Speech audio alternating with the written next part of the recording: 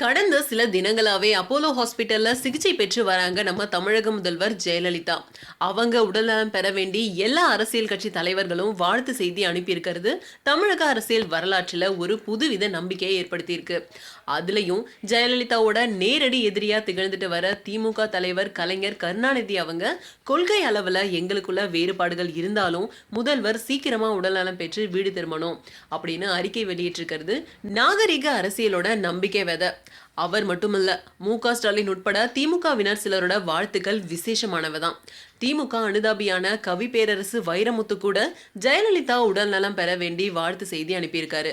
தமிழ்நாட்டு முதலமைச்சர் செல்வி ஜெயலலிதா சீக்கிரமா முழு நலம் காண முழு மனதோட வாழ்த்துறேன் அப்படின்னும் எல்லா கட்சி தலைவர்களும் வேற வேற சொற்கள்ல ஆனா ஒரே குரல்ல அவரை வாழ்த்தி இருக்கிறது அரசியல் நாகரிகத்தோட அடையாளமா இருக்கும்.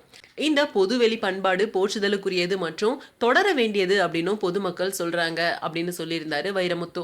அன்புள்ள சிஎம், நீங்க சீக்கிரமா குணம் பெற வேணும் அப்படின்னு கூறியிருந்தாரு சூப்பர் ஸ்டார் ரஜினிகாந்த். அது மட்டும் இல்லாம கமலஹாசனும் தன்னோட வாழ்த்துக்களை ட்விட்டர் மூலமா தெரிவிச்சிருக்காரு.